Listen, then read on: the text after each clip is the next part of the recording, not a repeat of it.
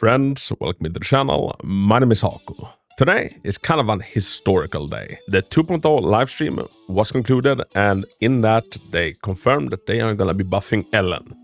Ellen was the launch character for the game, so she was the first event banned character, and base kit Ellen kinda struggles nowadays. So they addressed that in the livestream. They said, hey, Ellen, she has a massive significance for our team, for our players. You know, she is a bit of an icon. She deserves to be taken care of, so we're taking care of her. So they are buffing Ellen. And you may or may not know me. My name is Hako, and I consider myself to be an Ellen main. When I saw that the first event banner character was a shark, I'm like, dude, all in. We're maxing out the shark. I just really like sharks, and I found Ellen's playstyle to be super goddamn fun. Although admittedly, she's kinda clunky if you don't have M1 and M2.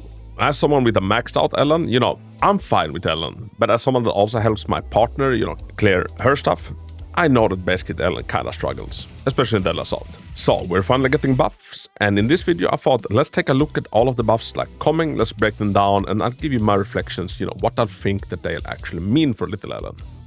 So, what are they actually doing to Ellen? Well, one, you know the really cool, really fun Ice Blade attack that we have in the Lost Void whenever we play Ellen? Well, she now has that outside of the Lost Void.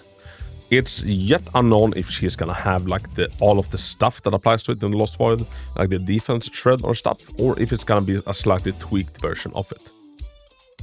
Because in the Lost Void it also shreds an enemy's defense by 30% for, I think it's 15 seconds, which is honestly huge. So fingers crossed she might be getting that as well. And something that was not shown in the long version of the video, but was shown in the shorter recap they did, is that Ellen now apparently has a parry. We can see Ellen doing a charge scissor strike, which is what she does to get the most frostfree charges. And when she gets attacked doing that, a parry triggers. Her next move is then that she flies up into the air and then comes crashing down, and this honestly looks really cool. And while I was watching this live, some people were saying oh, you know, it's something that she enables by parrying. But we can also see her going up into the air on the long video without having parried. Although there is one common denominator. It is after she's done a full charge scissor strike. So here is how I think that they're gonna be doing this. As a reward for doing a charge scissor strike, which you know it takes a little bit of time, you're gonna get to follow up if you press the attack button again from a charge scissor strike. You can then follow up and do the big dive down from the sky. That's how I'm theorizing this is gonna be working. And maybe it gets powered up if you also parry, you know, before doing that. And now they're also expanding Ellen's core skill. In Ellen's current skill, her charge attack and her flash freeze trimming benefits of 100% extra crit damage, which is good. Now, new and improved Ellen, it gets slightly spicier. Now, this 100% extra crit damage is also applied to dash attacks, ultimates, basic attack Icy Blade, and basic attack Glacial Blade Wave. And here also comes the kicker. I think that Glacial Blade Wave is the one where she jumps up into the air and comes crashing down. So, which means that will be a very hard hitting attack. And 100% extra crit damage to a skill is honestly kinda freaking nutty. And while we're on the subject of core skill, they're also branching out Ellen's additional ability. It used to be that she needed another Victoria Housekeeping or another ice character. Now, those two still applies, but a third one is added where she can also make do with just a stun character, which will open up much more team compositions for her. Her strongest team nowadays is, you know, kinda Astra lighter or Caesar lighter, and none of those teams had additional ability active. So just that thing alone is a big boost to our wonderful shark. Now what we don't know is if they're gonna be touching her mindscapes at all, and we don't know if there's any additional tweaks to generating her frostfire stacks, you know, does the big icy blade that travels across the map, does that give any? Does her going up into the air give us any? We don't know, and we will see. With what we know now at M0, I think Ellen is about on par with around Hugo and Evelyn. I can honestly see her being slightly stronger than Evelyn. I'm trying to keep my expectations in check, so I'm not saying that she's gonna be stronger than Hugo or, you know, exactly equal to Hugo. I think Hugo might, you know, still pull ahead a bit.